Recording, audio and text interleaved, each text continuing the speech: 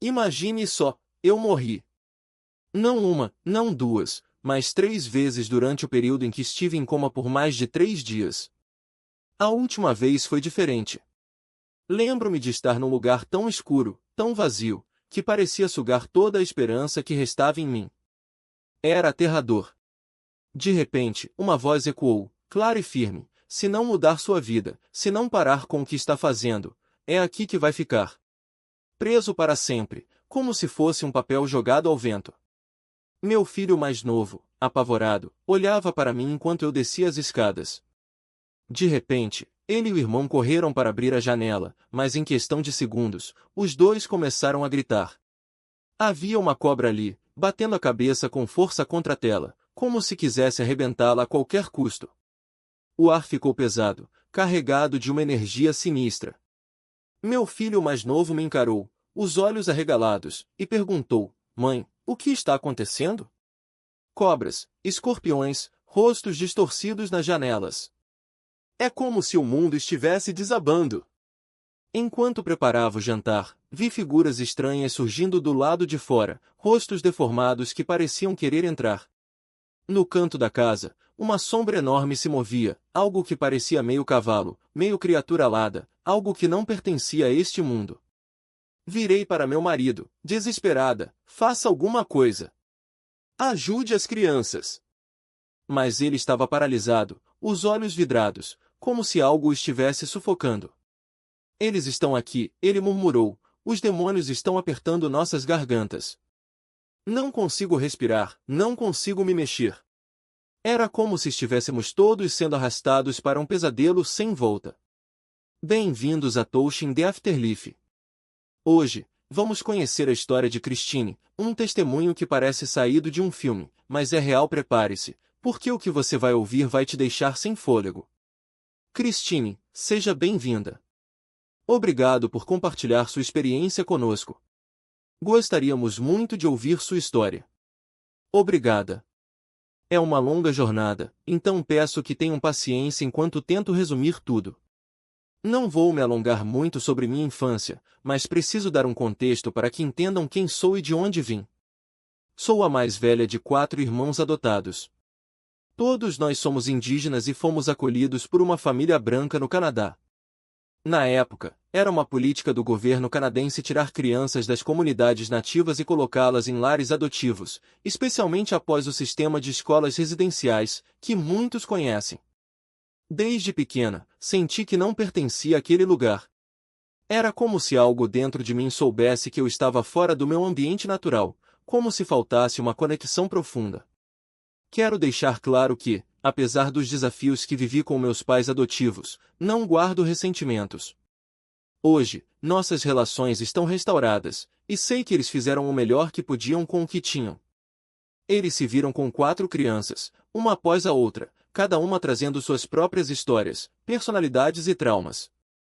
Hoje sabemos que o trauma pode ser passado geneticamente, e nós, crianças adotadas, carregávamos isso conosco. Minha mãe, em especial, teve dificuldade em lidar com tudo aquilo. Não era culpa dela, mas o fato é que, muitas vezes, eu não recebia a atenção de que precisava. Aos 7 anos, fui abusada sexualmente pelo pai de uma amiga. Era alguém com quem eu passava muito tempo, e, naquela idade, eu não entendia direito o que estava acontecendo. Só sabia que aquilo estava errado. Lembro-me de uma vez em que ele fumava e deixou o cigarro aceso no cinzeiro ao meu lado. Depois de um desses episódios, ele foi para o quarto da filha, e eu fiquei ali, sozinha, jogando videogame. Peguei o cigarro e dei uma tragada. Naquele momento, senti um alívio estranho, como se aquele ato pudesse me tirar daquela realidade. Era o início de uma busca desesperada por uma fuga. Foi nessa época que comecei a ter dores de estômago insuportáveis e terrores noturnos. E não parou por aí. Comecei a ver espíritos. Primeiro na minha mente, depois dentro de casa. Fui criada na igreja, então contei aos meus pais o que estava acontecendo. Estou vendo coisas, ouvindo vozes, dizia. Eles me levaram a médicos, psicólogos infantis, especialistas de todo tipo, mas ninguém encontrava nada de errado comigo. As dores de estômago me levavam constantemente ao hospital, onde faziam exames, me davam um bário para engolir, mas nada explicava o que eu sentia. Ao mesmo tempo, algo mais começou a acontecer, eu me tornei extremamente sensível às pessoas ao meu redor. Comecei a perceber coisas sobre elas que, como uma menina de 7 anos, eu não deveria saber. Fazer perguntas que deixavam meus pais desconcertados, porque eram sobre assuntos que eu não tinha como conhecer. A igreja era o único lugar onde eu buscava respostas, mas até lá as explicações eram vagas. Comecei a questionar tudo. Será que o cristianismo é realmente o caminho para Deus? Como podemos ter certeza? Na minha cabeça, algo não se encaixava. Tão cheios de uma paz que parecia impossível naquele momento. Era como se ele soubesse exatamente o que eu estava sentindo, o medo, a solidão, a confusão de não entender por que as coisas aconteciam daquela forma. E então, sem dizer uma palavra, ele se abaixou na minha altura, estendeu a mão e apontou para uma direção. Não era o caminho que eu achava que deveria seguir, mas algo dentro de mim sabia que era ali. Eu não questionei. Apenas comecei a andar, e a cada passo, a sensação de pânico ia se dissolvendo, como se o próprio ar ao meu redor estivesse me guiando. Não demorou muito para que eu reconhecesse a rua. Era minha. E quando virei a esquina, lá estava minha casa, com as luzes acesas e minha mãe na porta, desesperada, chamando meu nome. Ela me abraçou tão forte que quase me sufocou, mas eu não conseguia parar de olhar para trás, para a esquina onde aquele homem estivera. Ele não estava mais lá. Não havia ninguém. E eu soube, com uma certeza que não podia explicar, que ele nunca mais voltaria a aparecer. Mas também soube que, de alguma forma, ele sempre estaria comigo. Aquela experiência mudou tudo. Não era mais só sobre as perguntas sem resposta na igreja ou sobre as pessoas que não me entendiam. Era sobre algo maior, algo que não cabia em dogmas ou regras. Eu comecei a perceber que talvez Deus, ou o que quer que fosse aquilo, não estivesse apenas em um lugar, preso a um livro ou a um grupo de pessoas. Talvez ele estivesse em tudo, nas árvores, no vento, nas mãos daquele homem que apareceu quando eu mais precisei. E se era assim, então por que eu deveria me prender a um sistema que me fazia sentir tão pequena, tão errada? A rebeldia que eu já carregava só cresceu depois disso. Não era mais só por raiva ou por não me encaixar. Era uma busca. Uma busca por algo que fizesse sentido, que não exigisse que eu ignorasse o que eu via, o que eu sentia. E se a igreja não tinha respostas, então eu as procuraria em outro lugar. Mesmo que isso significasse me perder de novo, porque, no fundo, eu já estava perdida. Só que agora, eu sabia que não estava sozinha. Sentir medo. Porque o medo era o que me mantinha frágil, e eu já não podia me dar ao luxo de ser frágil. A rua não perdoa, e eu aprendi isso rápido. Cada esquina era um teste, cada olhar uma ameaça, cada noite uma batalha para sobreviver. Mas havia algo estranho nisso. Quanto mais fundo eu mergulhava, mais eu sentia que estava exatamente onde deveria estar. Não era uma escolha, era uma consequência. Uma consequência de ter sido empurrada para fora de todos os lugares que deveriam me proteger. Então, se o mundo queria me ver como um monstro, eu seria o pior tipo de monstro, aquele que não pede desculpas. Os homens que apareciam na minha vida não eram salvadores. Eram oportunistas, predadores que farejavam minha vulnerabilidade como se fosse um cheiro doce no ar. E eu? Eu deixava que eles se aproximassem, porque, no fundo, precisava de algo, qualquer coisa, que me fizesse sentir menos sozinha. Mesmo que isso significasse me perder ainda mais. Mas havia uma parte de mim que observava tudo de longe, como se estivesse fora do meu próprio corpo, assistindo a uma garota se afogar sem mover um dedo para salvá-la. E essa parte sabia, isso não é amor. Isso é sobrevivência. Aos 15 anos, eu já tinha visto mais do que a maioria das pessoas veria em uma vida inteira. Mas não era só o que eu via, era o que eu sentia. As vozes que sussurravam no escuro, as sombras que se moviam quando ninguém mais olhava, os pressentimentos que se tornavam realidade antes mesmo de eu conseguir piscar. As pessoas chamavam de paranoia. Eu chamava de instinto. E meu instinto nunca falhava.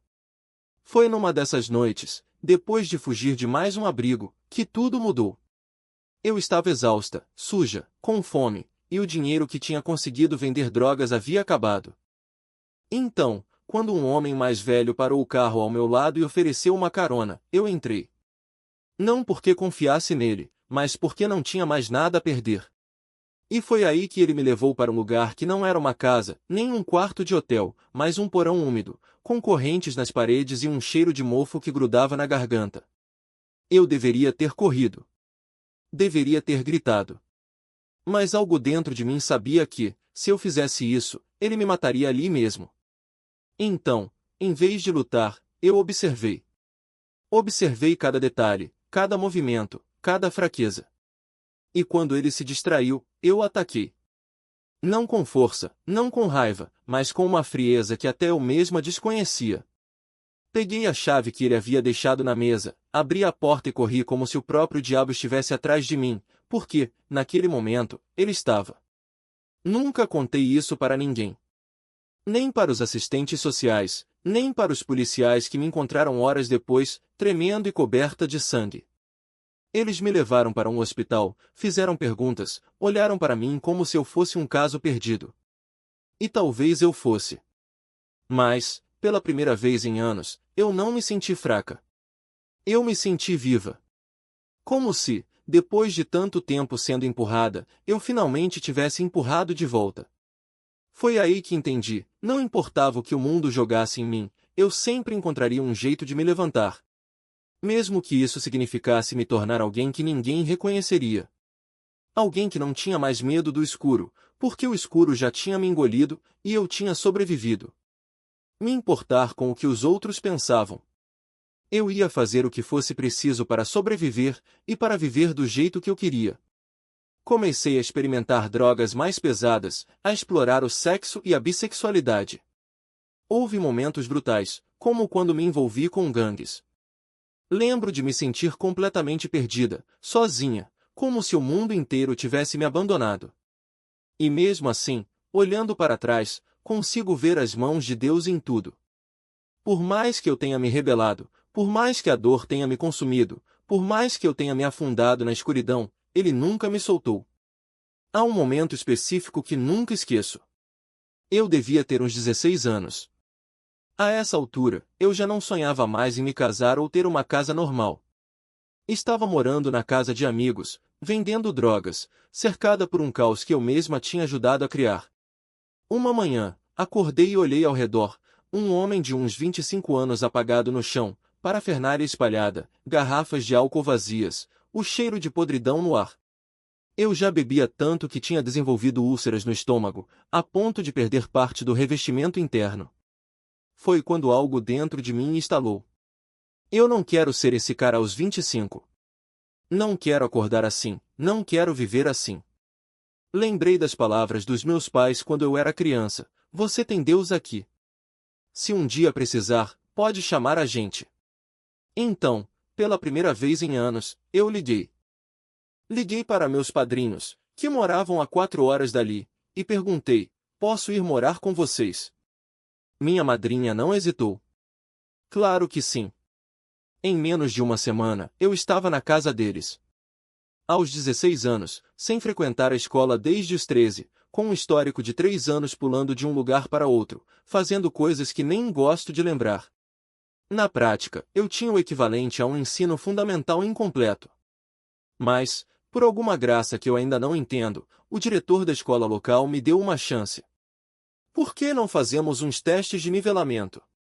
Vamos ver em que pé você está.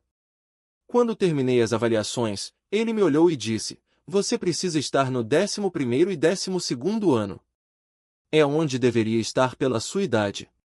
Eu quase não acreditei. Ele até me colocou em aulas de matemática do 10º ano, porque eu tinha perdido tantas coisas.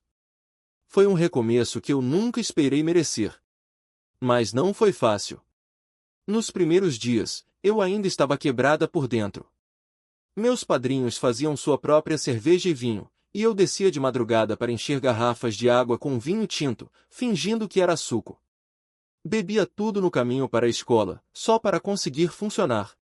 Chegava lá já meio alta, tentando me convencer de que era capaz de acompanhar as aulas. Os outros alunos eram diferentes, tinham vivido uma infância protegida, de cidade pequena, com famílias estáveis. Eu cheguei com a energia das ruas, com histórias que eles nem conseguiam imaginar. No começo, foi difícil me encaixar. Eu não sabia como me relacionar com pessoas que nunca tinham passado fome, que nunca tinham dormido no chão de um apartamento sujo, que nunca tinham precisado se defender com unhas e dentes. Eu fumava muita maconha na época, mas comecei a perceber que, se quisesse mesmo terminar a escola, precisava parar. O problema é que, sem o álcool e a erva, eu não sabia como lidar com a ansiedade, com o vazio. Foi quando descobri que, se comesse muito e depois vomitasse, sentia um alívio parecido com o da bebida. E se me exercitasse até a exaustão, o corpo liberava uma espécie de euforia, a tal da ponda do corredor. Então, durante a semana, eu parava de beber e fumar. Mas, em troca, me afundei em outra obsessão, o exercício. Corria, fazia abdominais, levantava peso, malhava por horas. E mesmo assim, não importava o quanto eu me esforçasse, o espelho sempre me devolvia a mesma imagem distorcida, uma garota gorda, feia, que nunca seria boa o suficiente. A desmorfia começou a tomar conta de mim. Eu me olhava e só via gordura, mesmo quando já estava com os músculos definidos, com o abdômen marcado. Cheguei a um ponto em que mal comia, às vezes, só uma maçã por dia, e ainda assim ia para a academia por 2 horas depois da escola. Depois, corria para casa, que ficava a 1 hora de distância. À noite, fazia abdominais enquanto assistia TV e, antes de dormir, levava meu cachorro para correr na praia. Eu estava esquelética, mas continuava me vendo enorme. Não tinha autoestima, não tinha amor próprio. Mas, de alguma forma, aquele ambiente, a casa dos meus padrinhos, a escola que me acolheu, as pessoas que acreditaram em mim, me deu forças para seguir em frente. Tive uma professora de inglês que mudou tudo. Entreguei um trabalho e, em vez de me chamar para uma bronca, ela me pediu para conversar. Isso aqui é incrível, ela disse. Você tem um talento real para escrever. Foi a primeira vez que alguém me disse algo positivo. Até então, só tinha ouvido críticas, julgamentos, palavras que me faziam sentir pequena. Mas aquelas poucas frases acenderam algo dentro de mim. Talvez eu não seja um caso perdido. Talvez eu consiga. Eu não entendia nada sobre vícios na época, mas sabia que bebia e fumava mais do que deveria. Sabia que precisava parar, mas não sabia como. Então, encontrei outras formas de me anestesiar. Ainda assim, consegui me formar. Depois, decidi que queria ser maquiador e fui para Vancouver estudar. Concluí o curso, mas, enquanto estava lá, me olhavam com desconfiança, como se eu fosse uma intrusa naquele lugar. E, de certa forma, eu era. Enquanto elas carregavam histórias de sobrevivência nas ruas, prisões e noites sem fim, eu chegava com minha bagagem de mentiras e uma abstinência que mal começava a me rasgar por dentro. Mas algo em mim se agarrou àquela oportunidade. Talvez fosse o mesmo instinto que me fez jogar as drogas fora, uma voz baixa, mas insistente, dizendo que ali, entre aquelas mulheres duras, eu poderia aprender a não voltar atrás. Os primeiros dias foram um pesadelo. O corpo doía como se cada osso estivesse sendo esmagado, a pele queimava, e a mente não parava de gritar por algo que eu havia prometido nunca mais tocar. Mas, ao contrário do que eu esperava, não estava sozinha. Havia uma mulher mais velha, chamada Rita, que já tinha visto de tudo. Ela me observava em silêncio enquanto eu me encolhia no canto do quarto, tremendo, suando, xingando a mim mesma por ter parado. Um dia, ela se aproximou e jogou um cobertor sobre mim. Você vai sobreviver, disse, como se fosse um fato, não uma esperança. Mas não por causa desse lugar. Por causa de você. Não entendi na hora, mas aquelas palavras ficaram. O tratamento não era fácil.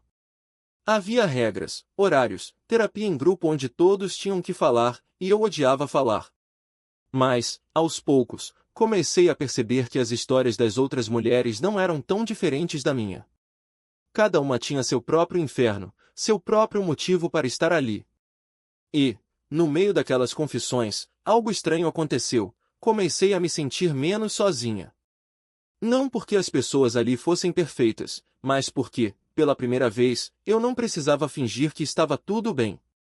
Um dia, durante uma sessão, uma das mulheres perguntou: "O que você quer da vida, afinal?" Eu não soube responder. Sempre achei que queria fugir da dor, da vergonha, de mim mesma. Mas ali, entre aquelas paredes, comecei a entender que talvez o que eu realmente quisesse fosse algo que nunca tinha tido, uma chance de ser alguém sem precisar se esconder. Não a maquiadora talentosa, não a garota que sabia dançar em cima de mesas, não a viciada que enganava todo mundo. Só eu. Sem máscaras. E então, sem aviso, veio o teste. Sky, o inglês por quem eu achava que estava apaixonada, apareceu na porta da casa de recuperação. Ele não sabia onde eu estava, ou melhor, não sabia que eu estava tentando parar. Quando me viu, seus olhos brilharam, como se eu fosse a mesma garota de antes. "Vamos embora", ele disse, como se fosse simples. "A gente pode recomeçar em outro lugar." Por um segundo, quase cedi. Quase peguei a mão dele e saí dali, de volta para a névoa que eu conhecia tão bem. Mas então lembrei da sensação que tive quando joguei as drogas fora, aquela paz estranha, como se algo maior do que eu estivesse me segurando. E soube, naquele momento, que recomeçar não significava voltar para o que eu era. Significava seguir em frente. Virei as costas e voltei para dentro. Sky gritou meu nome, mas eu não olhei para trás. E, pela primeira vez em anos, não senti medo do que viria. Só alívio. Porque, no fim das contas, a liberdade não era sobre não ter nada a perder. Era sobre ter algo a ganhar. Lembrança clara do que acontecia quando eu voltava. Era como acordar de um sono sem sonhos, só com aquela sensação de que algo tinha me puxado de volta à força. Mas dessa vez foi diferente. Quando abri os olhos, o médico estava parado ao lado da cama, os braços cruzados, olhando para mim como se eu fosse um quebra-cabeça que ele não conseguia resolver. "Você sabe que morreu 3 vezes este mês", ele disse, e a voz dele não era de julgamento, mas de uma exaustão que eu conhecia bem. Era o mesmo cansaço que eu via nos olhos da minha mãe quando me encontrava caída no chão do banheiro, o mesmo que eu sentia em mim mesma quando olhava no espelho e não reconhecia a mulher que me encarava de volta. Eu ri. Não porque fosse engraçado, mas porque era absurdo. 3 vezes, repeti, como se ele tivesse me contado uma piada ruim. E eu aqui pensando que tinha sido só uma. Ele não riu. Apenas balançou a cabeça devagar, como se eu tivesse confirmado algo que ele já sabia. "Você não está tentando se matar", ele disse, e a frase caiu no quarto como uma pedra. "Você já está morta. Só não sabe ainda." As palavras dele me acertaram como um soco no estômago. Não porque fossem verdade, eu sabia que eram, mas porque, pela primeira vez, alguém tinha dito em voz alta que eu vinha fugindo a vida inteira. Eu não estava tentando me matar. Eu já tinha desistido. O vício não era uma escolha, era um enterro lento, e eu estava deitada no caixão, esperando a última pá de terra. Mas então, algo aconteceu. Enquanto o médico falava, uma pressão estranha começou a crescer no meu peito, como se alguém tivesse colocado uma mão ali e apertado. Não era dor. Era algo mais profundo, mais antigo. Uma voz, não uma voz, uma presença, sussurrou dentro de mim: "Você ainda não acabou." E de repente, eu vi. Não era uma alucinação. Não era o efeito das drogas. Era real. Eu vi o meu filho, com 3 anos de idade, parado na porta de um quarto escuro, chorando porque a mãe dele não voltava para casa. Vi a minha mãe, envelhecida antes do tempo, segurando o telefone com as mãos trêmulas, rezando para que eu atendesse. Vi a mim mesma, aos 16 anos, sentada na calçada de uma cidade que eu nem lembrava mais o nome, jurando que nunca mais tocaria em nada daquilo. E então vi ela, a mulher do aspirador de pó, a que confundiu o eletrodoméstico com um cachorro. Só que, dessa vez, ela não estava sozinha. Havia algo atrás dela, algo que se movia como sombra, mas tinha dentes. E quando ela se virou para mim, os olhos dela eram os meus. Foi nesse momento que eu soube. Não era só o vício. Não era só o álcool, ou a heroína, ou os comprimidos que eu engolia como se fossem balas. Era algo maior, algo que se alimentava da minha dor, que crescia cada vez que eu escolhia a escuridão em vez da luz. E se eu não fizesse nada, ia levar o meu filho junto. O médico ainda estava falando quando eu sentei na cama, arranquei os tubos do braço e disse: preciso de um telefone. Ele tentou me impedir, mas eu já estava de pé, cambaleando, com o coração batendo tão forte que eu podia ouvir o sangue correndo nos meus ouvidos. Não era medo. Era urgência. Porque, pela primeira vez em anos, eu não estava correndo para as drogas. Estava correndo delas. E dessa vez, eu não ia olhar para trás. Mas não como uma revelação suave, e sim como um soco no peito. Porque a sobriedade não me devolveu apenas a lucidez, ela escancarou todas as portas que eu havia trancado com cadeado e correntes. E o que saiu de lá não era bonito. A Aurora não era um lugar de redenção com luzes douradas e promessas fáceis. Era um prédio velho, com paredes descascadas e cheiro de desinfetante misturado ao suor de mulheres que, como eu, tinham chegado ali com as mãos vazias e a alma em frangalhos. A primeira noite, deitei na cama estreita e ouvi os soluços abafados no quarto ao lado. Não eram lágrimas de alívio. Eram o som de quem sabia que a luta mal tinha começado. E eu? Eu não chorei. Fiquei ali, de olhos abertos, sentindo cada célula do meu corpo gritar por algo que eu não podia mais ter. Era como se a abstinência tivesse virado uma entidade viva, rastejando sob a minha pele, sussurrando que eu nunca mais seria livre. Os primeiros dias foram uma guerra. Não contra as drogas, contra mim mesma. Porque, pela primeira vez, eu não tinha nada para anestesiar a verdade, eu era uma mãe que tinha perdido o filho. Uma filha que tinha decepcionado os pais. Uma mulher que não sabia quem era sem a névoa da heroína para esconder as rachaduras. E o pior? Eu ainda queria aquilo. Não o vício, eu queria o esquecimento. Queria voltar para aquele vazio que, por mais horrível que fosse, era melhor do que encarar o que eu tinha feito de mim. Mas então veio o grupo. Mulheres com olhos fundos e histórias que ecoavam a minha.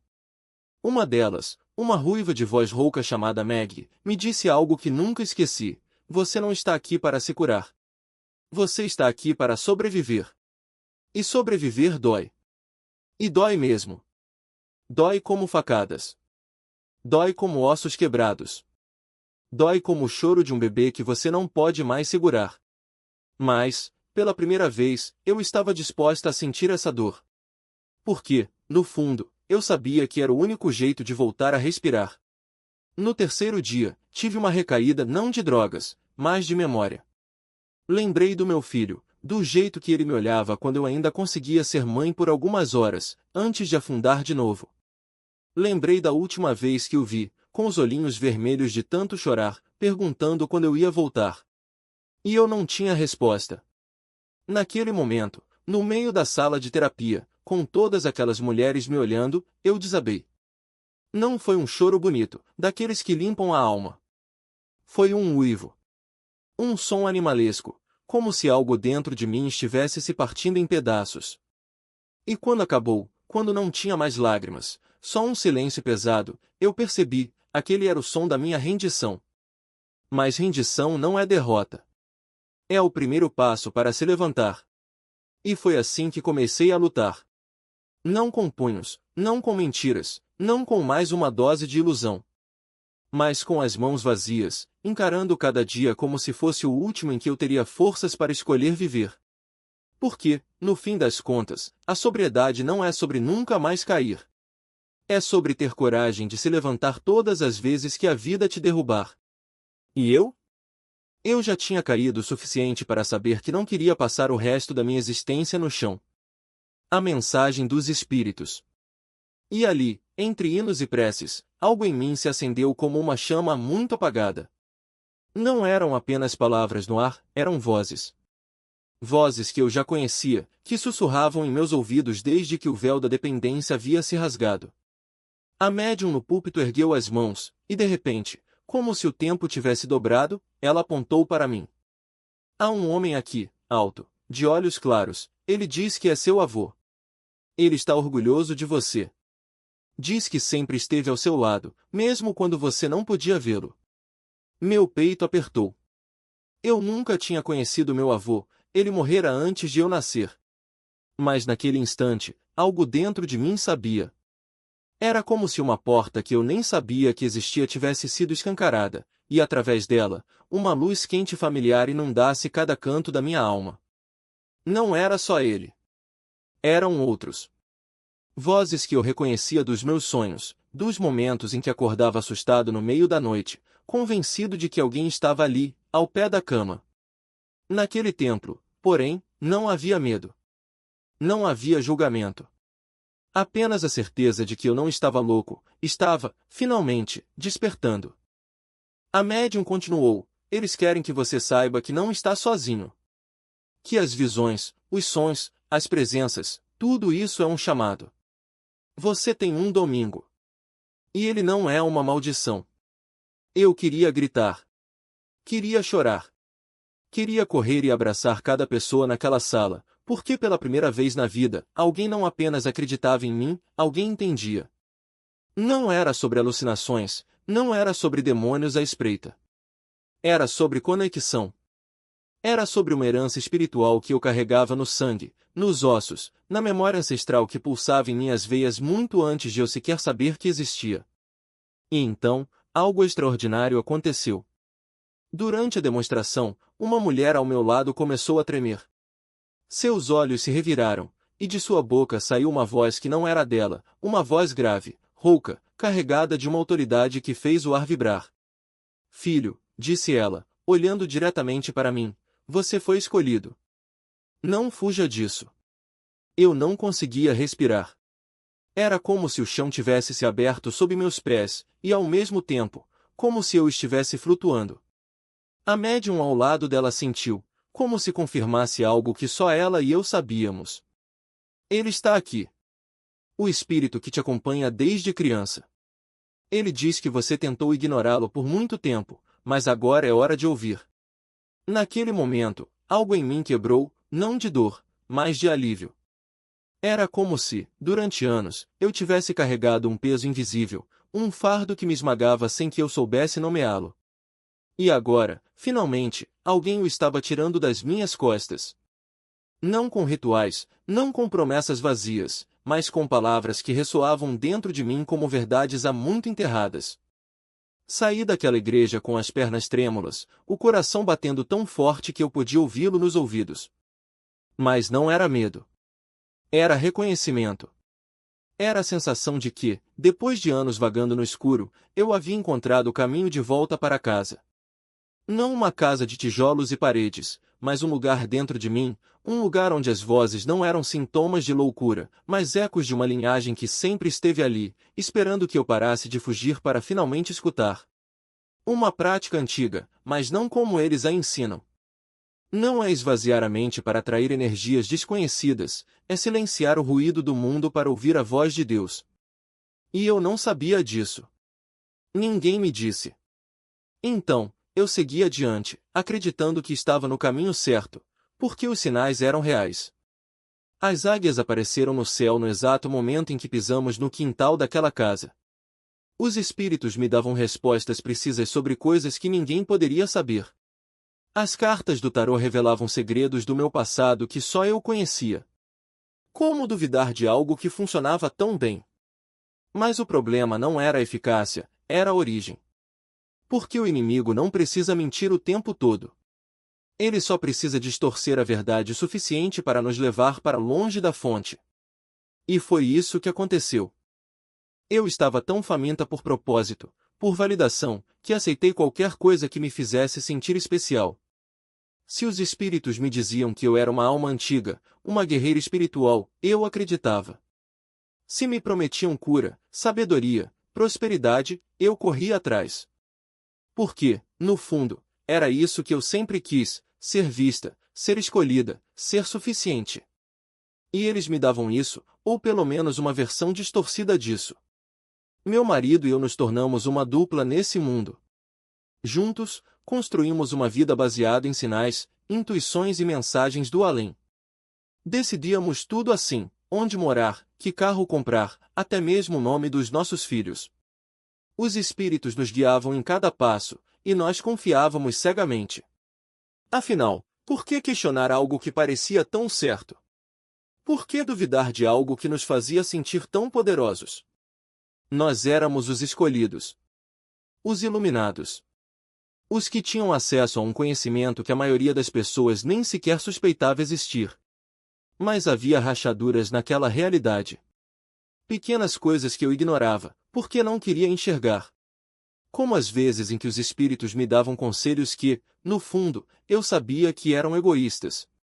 Ou quando as mensagens começavam a se contradizer, como se estivessem testando até onde eu iria. Ou ainda aquelas noites em que eu acordava com uma sensação de opressão no peito, como se algo estivesse me observando, esperando.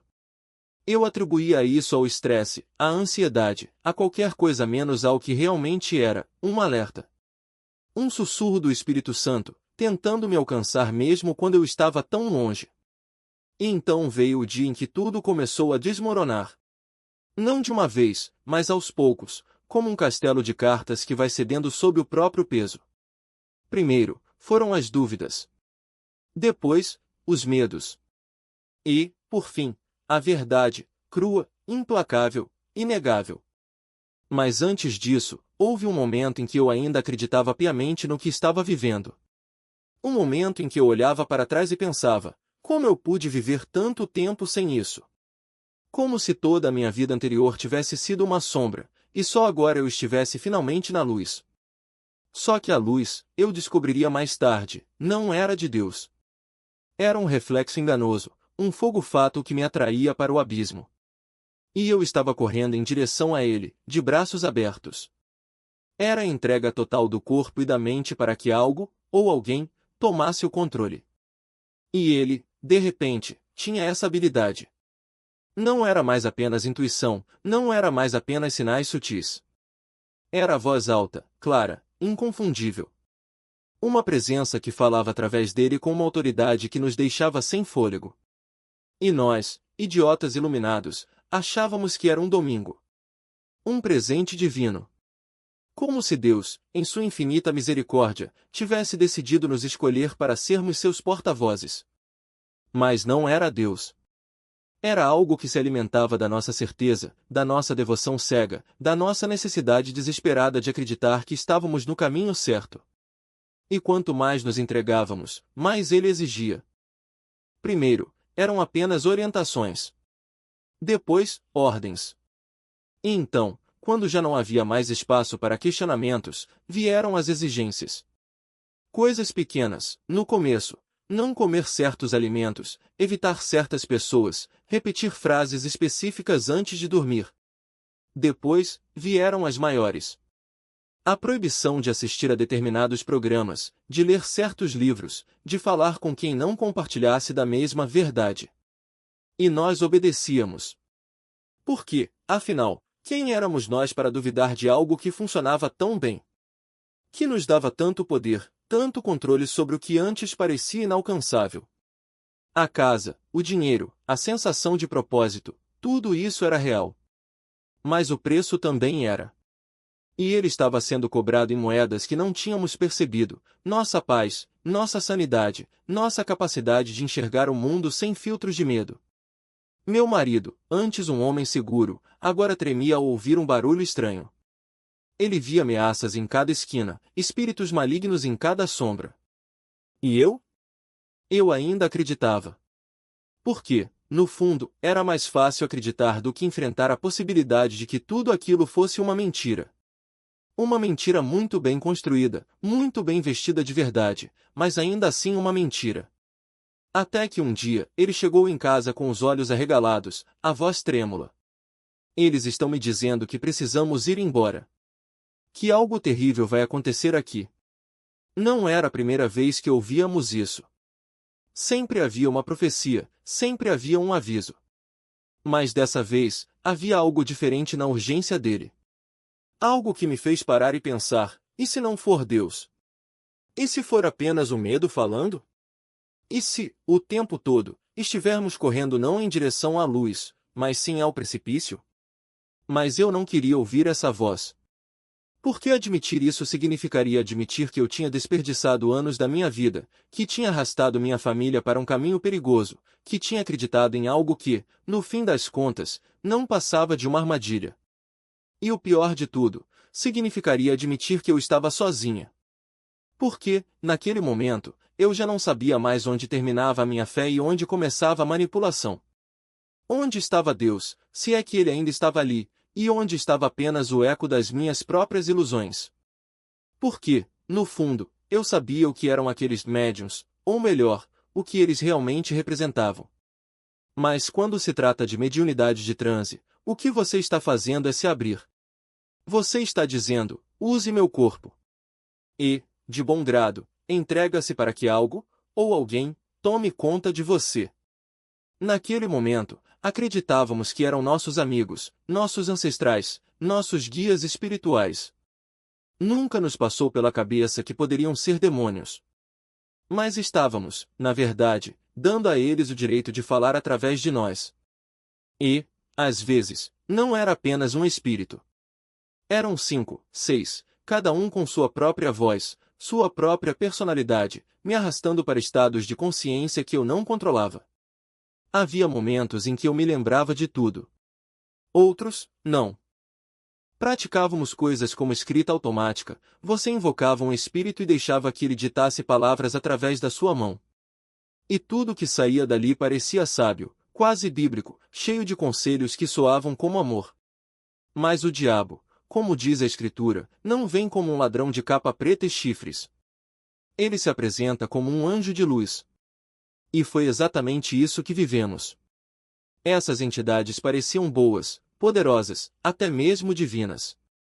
Elas nos diziam coisas que nos ajudavam, que nos faziam sentir especiais, escolhidos. Mas, ao mesmo tempo, alimentavam nosso medo. Cuidado com isso. Não deixe seus filhos perto daquilo. Trabalhe mais, se esforce, não pare. Enquanto isso, minha vida se desintegrava. Meu marido passava horas fora, imerso em rituais, e eu ficava para trás, ressentida, frustrada por não poder seguir meus próprios sonhos. A raiva crescia, o orgulho também. Eu não preciso dele. Tenho meu próprio negócio, minha educação, meus guias me dizendo tudo o que preciso saber. E assim, quando a pandemia chegou, eu já estava pronta para sair daquele casamento. Chega! Se você quer viver assim, problema seu. Eu não preciso de você. Mas o pior não era só isso.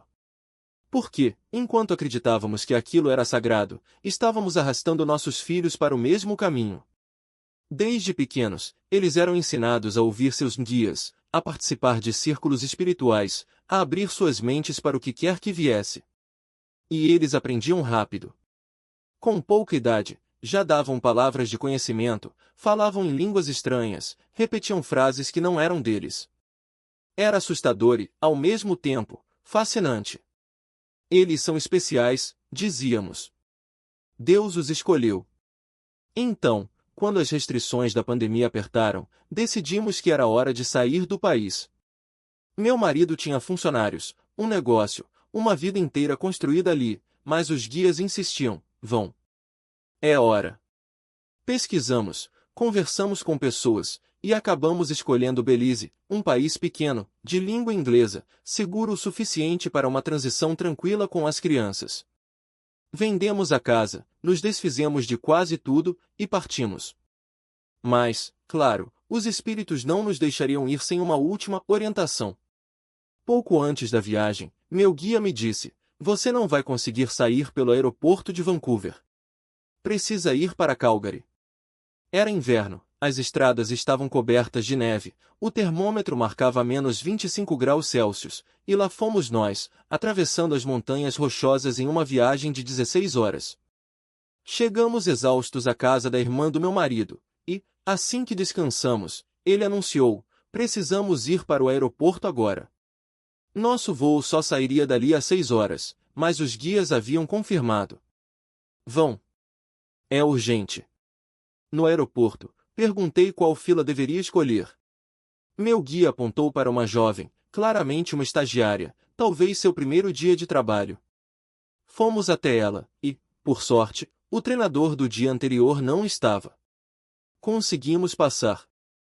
Chegamos a Belize, os espíritos nos ajudaram a encontrar uma casa, e nosso plano inicial era abrir um centro de recuperação holística.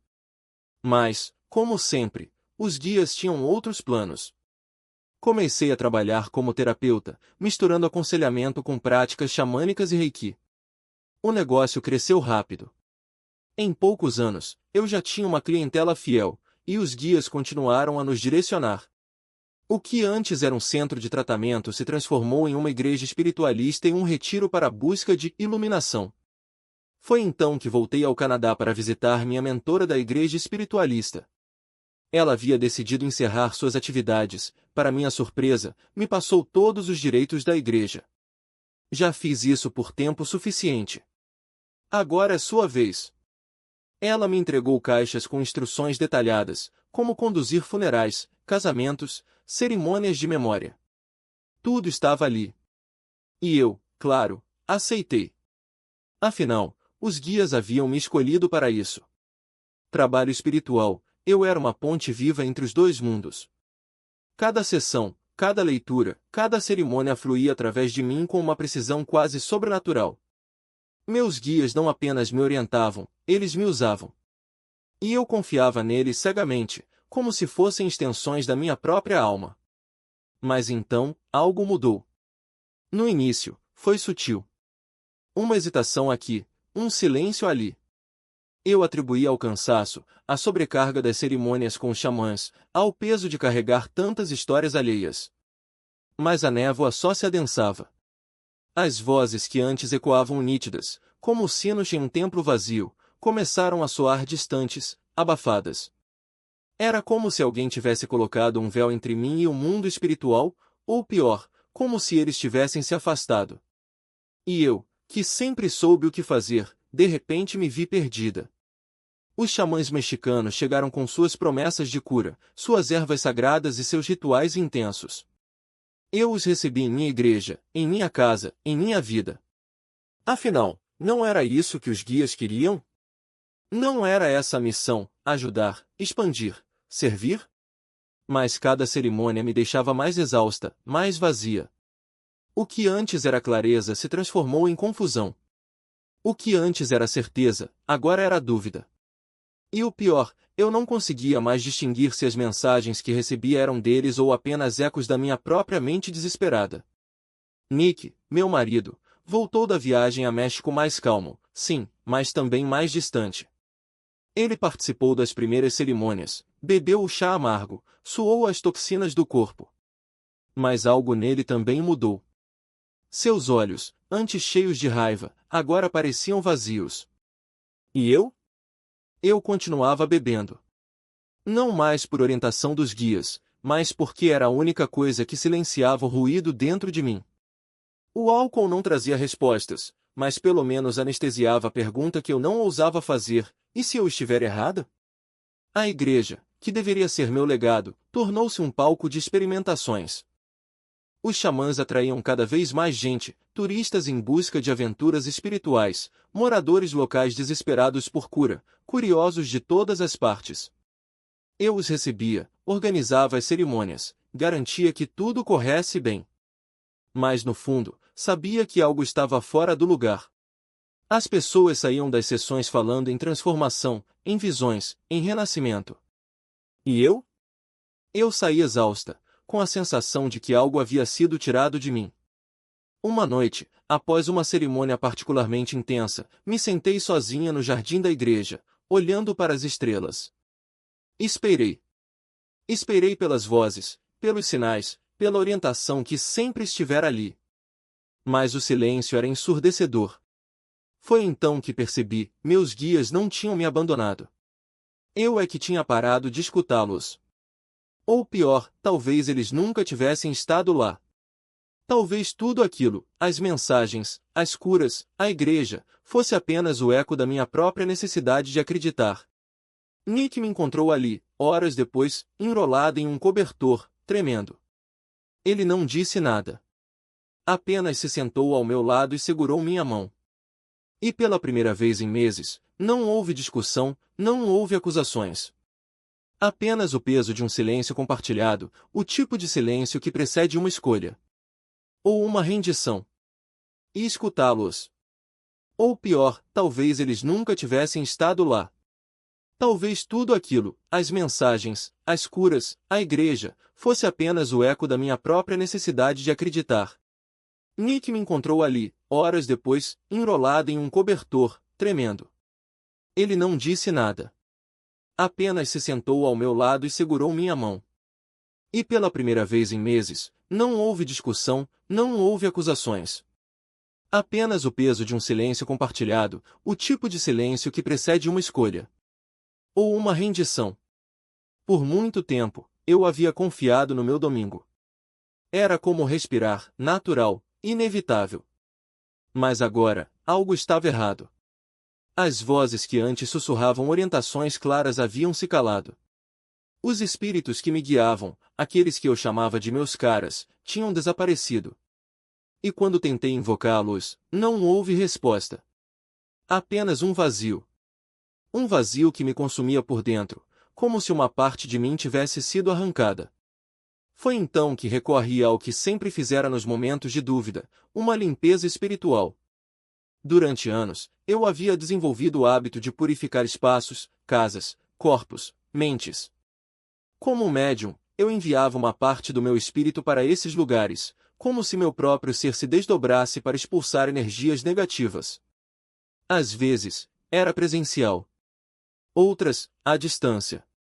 Não importava.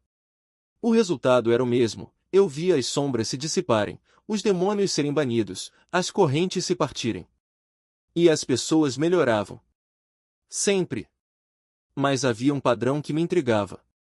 Mesmo depois de uma sessão bem-sucedida, alguns clientes voltavam meses depois com os mesmos problemas. Só preciso de um ajuste rápido, diziam. E eu fazia. Expulsava as mesmas entidades, enviava-as para a luz, e tudo parecia resolvido. Até que, inevitavelmente, elas retornavam. Nunca entendi por quê. Por que algo que eu havia banido voltava? Por que a cura não era definitiva? Mas as pessoas melhoravam. E isso bastava. Até que tudo parou de funcionar. De repente, as técnicas que eu dominava com tanta segurança falharam. As visualizações não vinham. As entidades não se moviam. Era como se uma parede invisível tivesse se erguido entre mim e o mundo espiritual. E foi então que percebi, algo maior estava em jogo. Algo que eu não conseguia controlar. Naquela noite, deitada na cama ao lado de Nick, tentei viajar em espírito, uma prática que eu havia aperfeiçoado ao longo dos anos. Fechei os olhos e me projetei para fora do corpo, buscando respostas. E foi quando a vi. Uma mulher. Não qualquer mulher, uma xamã, uma curandeira, alguém que, como eu, lidava com forças que poucos compreendiam. Mas havia algo de errado nela. Algo de predatório. Ao me aproximar, vi seu corpo espiritual como se fosse um mapa. Dentro dela, acumulavam-se fragmentos brilhantes, como pedaços de almas alheias. Eram dons roubados. Presentes espirituais que não lhe pertenciam. E, de repente, entendi. Com um movimento instintivo, quase como um golpe de karatê no plano astral, eu a abri. E então, tudo explodiu para fora. Águias douradas, borboletas de luz, notas musicais, corujas, serpentes, símbolos que eu não reconhecia. Era como se um cofre tivesse sido arrombado e seu conteúdo, libertado. No meu íntimo, soube, aquilo pertencia a outras pessoas. E eu as estava devolvendo. Voltem para onde vieram, murmurei, ainda fora do corpo. Ao retornar, Nick se sentou na cama de repente, como se tivesse sido acordado por um choque. Eles tiraram algo de mim, disse ele, os olhos arregalados. Eu congelei. O quê? Sonhei que um velho tocava uma flauta e arrancava uma serpente de mim. A serpente. Um símbolo de poder, de proteção. Algo que ele sempre carregara, sem saber. E agora, alguém a havia roubado. Foi nesse momento que entendi a verdade. aqueles xamãs não eram curandeiros. Eram ladrões. E eu havia inadvertidamente levado pessoas que amava para o meio deles. O medo me atravessou como uma lâmina. Havia uma cerimônia marcada para a noite seguinte, uma celebração grandiosa, preparada com meses de antecedência, em uma casa transformada em templo. Todos já haviam pago. Todos estavam prontos. E eu não podia cancelar. Não sem causar pânico. Não sem admitir que, talvez, eu não soubesse o que estava fazendo. Mas eu tinha que ir 10, 15 anos de prática. Guias espirituais poderosos. Uma conexão que eu julgava inquebrável. Eu podia lidar com aquilo. Eu podia protegê-los. Mesmo enquanto pensava nisso, uma voz dentro de mim sussurrava: orgulho. O mesmo orgulho que me fazia acreditar que eu era invencível. O mesmo que transformava a espiritualidade em uma competição, quem canalizava mais, quem via mais longe, quem tinha mais poder. E ali estava eu, prestes a entrar na toca do lobo, convencida de que minha força bastaria. Convencida de que, no fim, eu sempre venceria a vida dele. Mas agora, ali estavam eles de novo, sapos venenosos, saltando em plena luz do dia, algo que nunca acontecia fora da estação chuvosa. E meu filho, de apenas 6 anos, arrastando os cachorros escada acima como se sua vida dependesse daquilo, gritando meu nome com uma urgência que me fez gelar. Eu desci correndo, o coração batendo tão forte que quase abafava o som dos latidos. No pé da escada, pelo menos meia dúzia daqueles monstros de pele áspera e olhos amarelos se espalhavam, imóveis como estátuas, mas pulsando com uma energia que eu sentia mesmo antes de tocá-los. Não eram sapos comuns. Eram mensageiros. E estavam ali por um motivo. Meu filho já sabia. Ele cresceu nesse mundo, aprendeu desde cedo que algumas coisas não são o que parecem. Mas ali, naquele momento, até ele estava assustado. E eu? Eu estava furiosa. Porque aquilo não era coincidência. Não era um acaso da natureza. Era uma mensagem clara: nós sabemos onde você mora. Nós sabemos quem você ama. Eu me ajoelhei ao lado dele, puxei-o para perto e sussurrei as palavras que ele já conhecia de cor: respira. Você está seguro. Os cachorros estão seguros. Nós estamos juntos. Mas por dentro, eu fervia. Porque eu sabia o que aquilo significava. Eles não tinham desistido.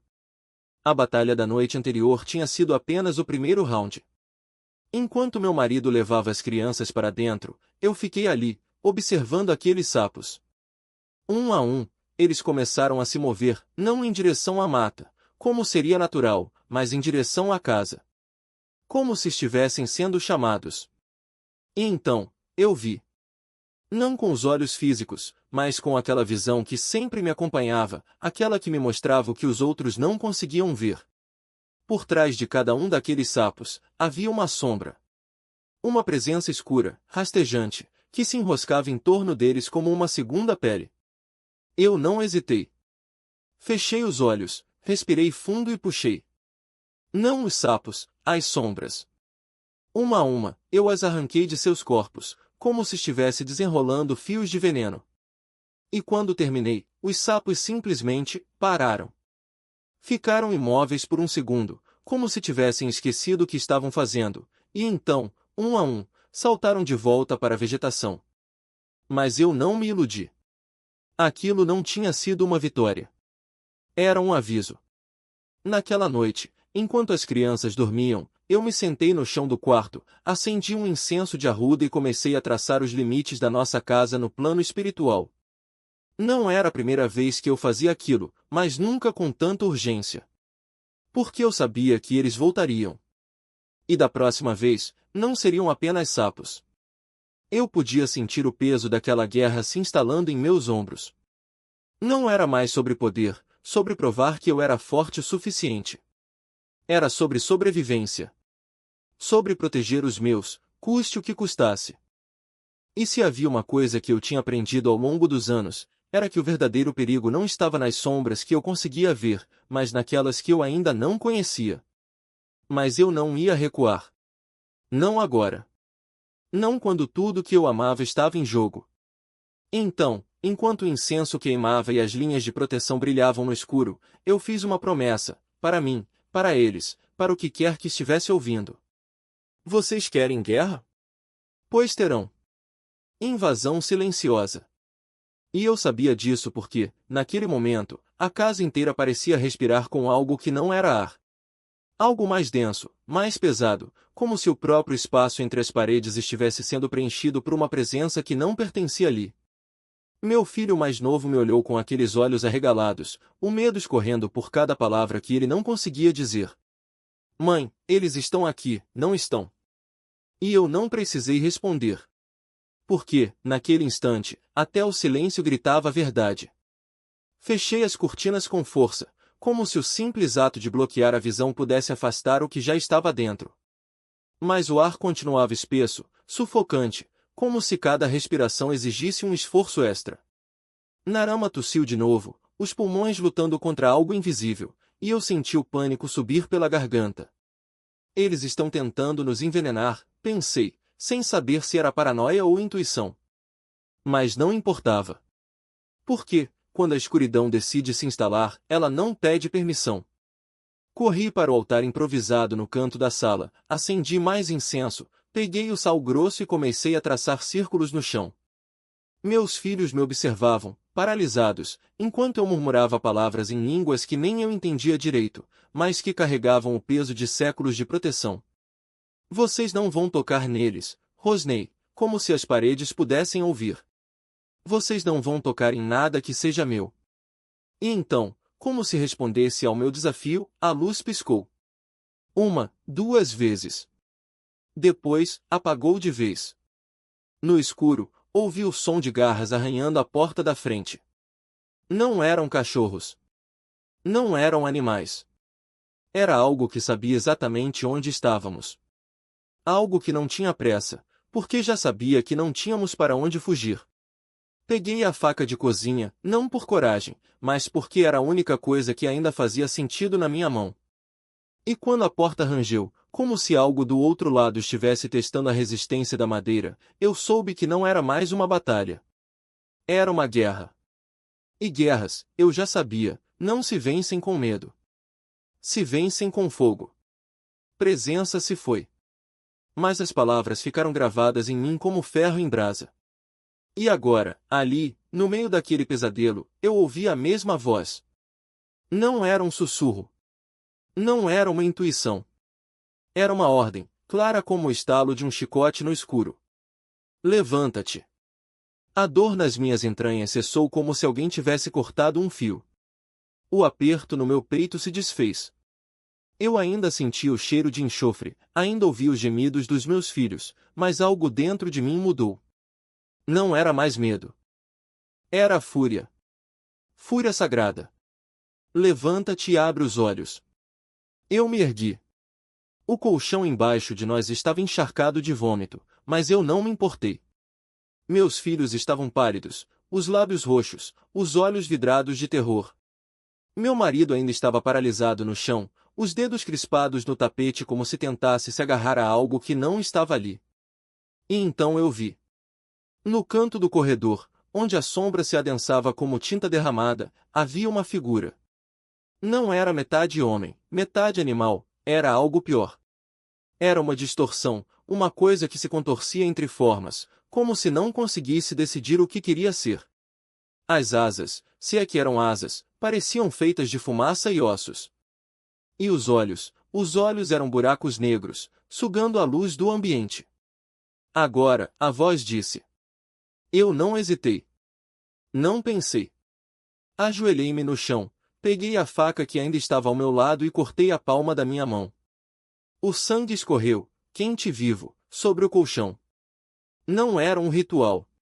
Não era magia. Era um contrato. Em nome do Deus que me criou, gritei, eu ordeno que saiam. O ar tremeu.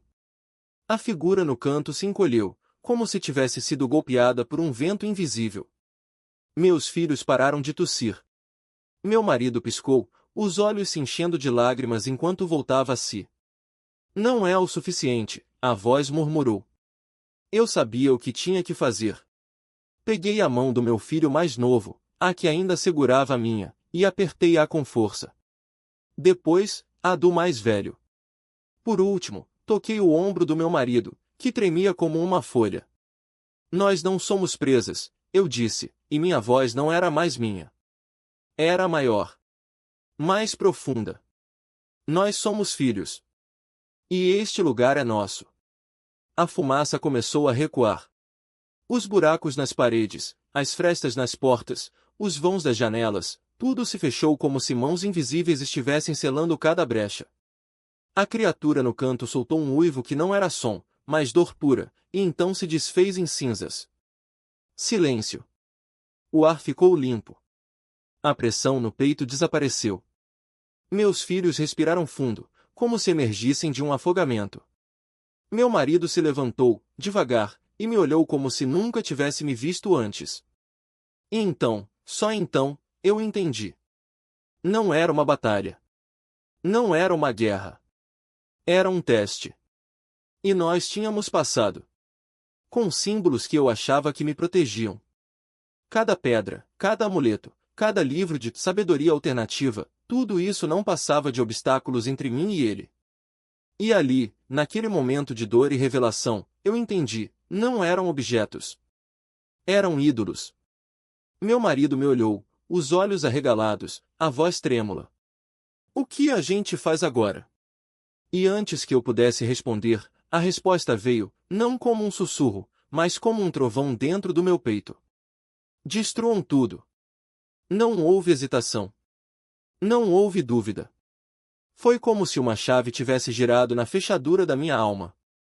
Corri para o altar que eu mesmo havia montado, aquele canto sagrado onde eu acendia velas para energias superiores e deixava oferendas para entidades que eu nem sabia nomear. Agarrei o primeiro objeto, um cristal que eu jurava me trazer proteção, e o esmaguei contra o chão. O som do vidro se estilhaçando ecoou pela casa como um grito de libertação. Meus filhos assistiam, assustados, mas algo neles já sabia. Algo neles reconhecia a verdade. O mais velho pegou um livro de magia branca que eu guardava na estante e o jogou no lixo. O mais novo, com as mãos trêmulas, arrancou o colar de proteção que eu havia colocado nele quando era bebê e o atirou longe. Mamãe, isso tá errado, ele disse, e a simplicidade daquelas palavras me atravessou como uma espada. Meu marido não precisou de explicações. Ele foi até o quarto, arrancou os quadros de guias espirituais das paredes e os rasgou ao meio. Nada disso é real, ele murmurou, e pela primeira vez em anos, eu vi a clareza em seus olhos. Não era medo. Era certeza. E então, como se uma represa tivesse se rompido, a dor começou a se dissipar. O ar ficou mais leve. A pressão que esmagava meu peito se dissolveu como névoa ao sol. Meus filhos pararam de tossir. Meu marido se levantou, firme, como se uma corrente invisível tivesse sido cortada. Mas a voz ainda estava lá. Não mais como um julgamento, mas como um abraço. Agora sim, ele disse. Agora vocês estão livres. E naquele instante, eu soube, não era sobre jogar fora objetos. Era sobre escolher, de uma vez por todas, em quem, ou no que, eu realmente acreditava. Não nas sombras que eu havia convidado para dentro da minha casa. Não nas promessas vazias de um mundo que me dizia que eu precisava de mais, de algo além, de algo diferente. Era sobre ele. Só ele. E pela primeira vez, eu respirei. De verdade. Encontro de olhares que parecia atravessar mais do que a distância entre nós. Eles estavam ali, no mesmo lugar onde eu estava prestes a jogar fora tudo que havia construído, não apenas objetos, mas uma vida inteira de crenças, de títulos, de uma identidade que já não me servia. E naquele instante, algo dentro de mim se quebrou de um jeito diferente. Não era medo. Não era dúvida. Era a clareza brutal de quem olha para trás e vê, pela primeira vez, o abismo que havia se aberto sob os próprios pés. O carro parou. Meu marido desligou o motor. E eu fiquei ali, com as mãos ainda sujas de cinzas, segurando uma caixa cheia de certificados que um dia tinham sido a minha coroa. Reiki. Terapia de vidas passadas. Canalização de espíritos. Fundadora da Igreja Espiritualista. Palavras que soavam como um epitáfio agora. Como se cada uma delas tivesse sido escrita em um idioma que eu já não entendia. E então, ele falou de novo. Não com trovões. Não com julgamento. Mas como quem diz, olha para eles. Olha bem. E eu olhei. Eles estavam ali, aqueles que um dia tinham me seguido, que tinham acreditado em mim, que tinham depositado suas dores e suas esperanças nas minhas mãos. E eu percebi, com uma dor quase física, que não era sobre eles. Era sobre mim.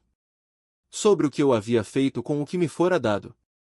Sobre as mentiras que eu mesma tinha começado a acreditar que eu era especial, que eu tinha poder, que eu podia ser um canal para algo maior sem primeiro me render ao único que verdadeiramente era. A caixa pesava. Não pelo papel, mas pelo peso de cada promessa quebrada, de cada verdade distorcida, de cada vida que eu havia tocado sem antes me deixar ser tocada por ele. Vamos, meu marido disse, como se soubesse que eu precisava ouvir aquilo em voz alta. E eu fui. Desci do carro. Caminhei até a beira do aterro. E, sem hesitar, joguei tudo lá dentro. Os certificados voaram como folhas secas, espalhando-se entre o lixo, entre o que já não servia para nada. E naquele momento, não houve grito. Não houve resistência. Apenas um silêncio tão profundo que eu quase pude ouvir o som da minha própria alma se desprendendo de tudo aquilo. Mas então, algo inesperado aconteceu. Um deles, uma mulher que eu conhecia, que um dia tinha sido minha aluna, se aproximou. Seu rosto estava marcado pela confusão, pela decepção, talvez até pela raiva. E eu esperei. Esperei que ela gritasse, que me acusasse, que me perguntasse como eu podia fazer aquilo com tudo que havíamos construído juntos. Mas ela não fez nada disso. Em vez disso, ela olhou para mim, para as cinzas ainda visíveis nas minhas mãos, para a caixa vazia aos meus pés, e disse apenas, "Você está bem?" E foi como se, naquele instante, o próprio céu se abrisse. Porque não era sobre eles me perdoarem. Não era sobre eles entenderem. Era sobre eu, finalmente, estar bem.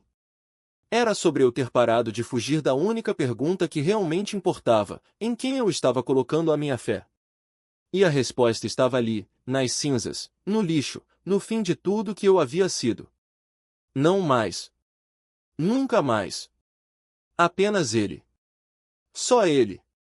E pela primeira vez, eu não precisei de provas. Não precisei de sinais. Porque a paz que me invadiu naquele momento não era algo que pudesse ser explicado. Era algo que só podia ser vivido. Então eu me virei. E comecei a caminhar de volta para o carro. Porque havia um novo começo esperando.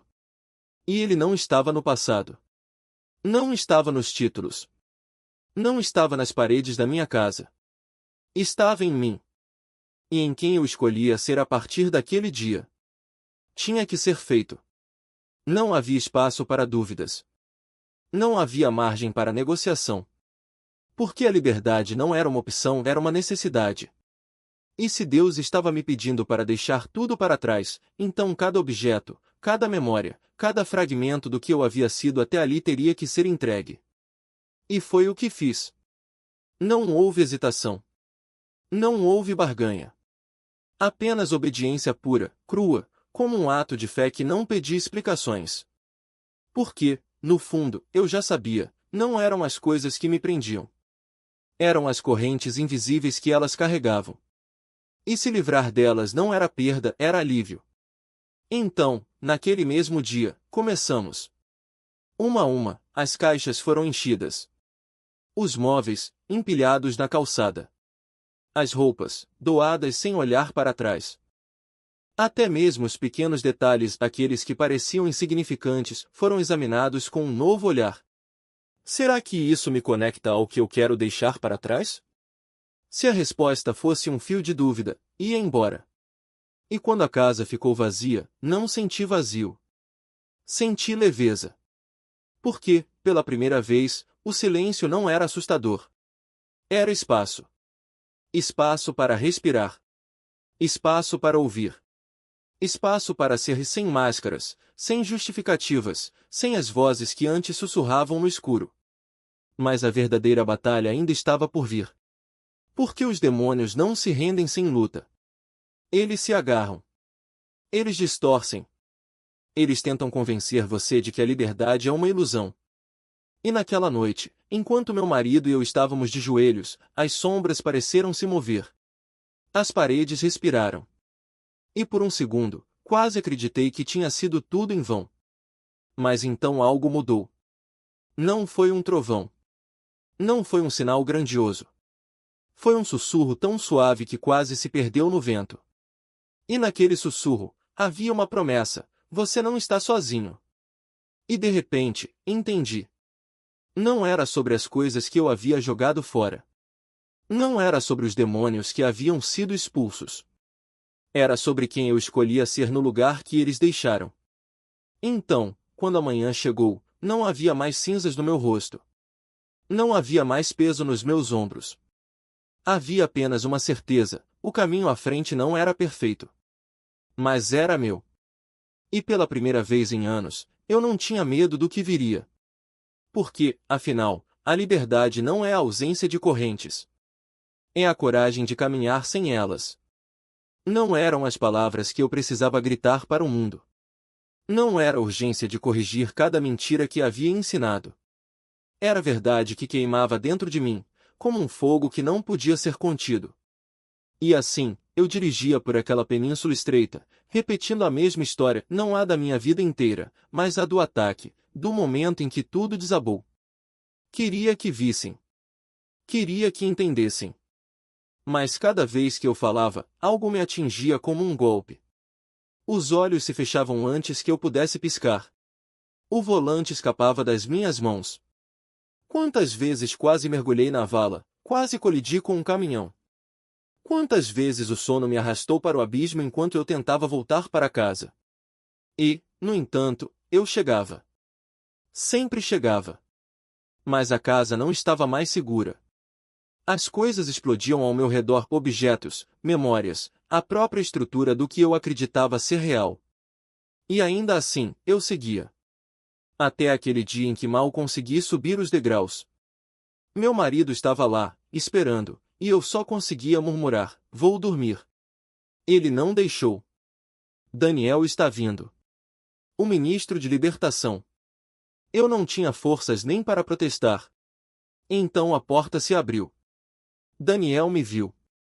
E sem hesitar, ele ordenou: espírito de opressão, saia em nome de Jesus. Foi como se um peso de toneladas fosse arrancado de mim. Meu corpo se dobrou, o vômito jorrou, e de repente luz. Eu não conseguia me levantar. Não conseguia abrir os olhos. Mas aquilo se foi. Simples assim. E então veio o colapso. Não o físico, mas o da alma. Tudo em que eu acreditava, os guias espirituais, os ancestrais, as vidas passadas, desmoronou como um castelo de cartas. Anos de estudo, de práticas, de conexões que eu jurava serem sagradas. Tudo mentira. Tudo engano. Eu havia convidado demônios para dentro da minha vida, e eles haviam se disfarçado de luz. Mas o Espírito Santo não me abandonou. Ele estava ali, paciente, guiando-me de volta. Quando as dúvidas surgiam e as pessoas em outros países, elas não vão para o inferno? Ele me dizia: abra a Bíblia. E lá estavam as respostas, claras como o dia. Não precisei de mais nada. Não precisei de interpretações, de vozes do além, de sinais ambíguos. Só precisei da palavra. E foi assim que aprendi: a verdade não é um sentimento. Não é uma experiência mística que nos deixa confusos. É uma âncora. É a voz que não vacila, que não se dobra aos nossos desejos. E quando finalmente a ouvi, percebi que Deus nunca havia me deixado. Ele estivera ali o tempo todo, sussurrando, esperando que eu parasse de correr atrás de sombras. Lembro-me de questionar: por que não me mostrou antes? Por que me deixou andar por esse caminho por tanto tempo? E então, como um filme, ele me mostrou. Todas as vezes em que alguém tentou me falar de Jesus. Todas as vezes em que a verdade esteve diante de mim, e eu virei o rosto. O inimigo havia cegado meus olhos, mas Deus nunca desistiu. Ele estava lá, nos detalhes, nas brechas, nos momentos em que quase ouvi. E agora, eu não podia mais ficar em silêncio. Porque essa história não era só minha. Era a história de quem ainda estava preso nas mesmas mentiras, acreditando que a escuridão era luz. Era a história de quem, como eu, precisava ouvir: não há outros deuses diante de mim.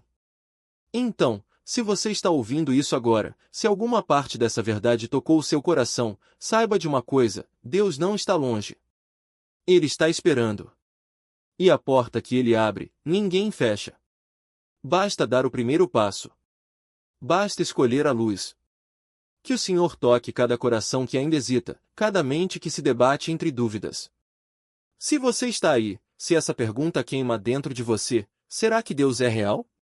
Será que Ele é mesmo quem diz ser? Eu te digo, não espere mais. Não deixe que o medo ou a incerteza roubem o momento em que Ele se revela a você. Porque Ele não é um conceito distante, uma teoria abstrata. Ele é o Deus vivo, que se move, que fala, que transforma. E hoje, agora mesmo, Ele está chamando pelo seu nome. Peço ao Senhor que rasgue os véus, que rompa as sombras, que faça você sentir, de forma inegável, a sua presença. Que a verdade não seja apenas algo que você ouve, mas algo que você vive. Que você tenha um encontro real, sobrenatural, com o Criador de todas as coisas, um encontro que não deixe espaço para dúvidas, apenas para adoração. Porque quando Ele se revela, não há argumento que resista. Não há escuridão que não seja dissipada. Não há coração que não seja conquistado. E para aqueles que, ao longo deste testemunho, sentiram o peso das lembranças, das feridas, das lutas que pareciam sem fim, eu oro para que, acima de tudo, você saia daqui com uma paz que não faz sentido para o mundo. Uma paz que não depende das circunstâncias, mas da certeza de que o Príncipe da Paz está no controle. Que você entenda, de uma vez por todas, que o poder dele não é uma ideia, mas uma realidade que governa céus e terra. Não há força maior.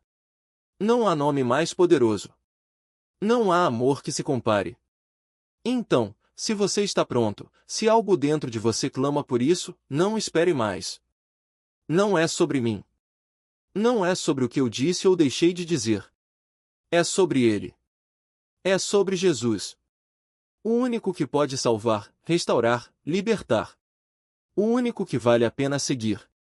Então, hoje, neste instante, entregue-se. Deixe que Ele faça o que só Ele pode fazer. Porque quando Ele entra, tudo muda. E essa mudança começa agora.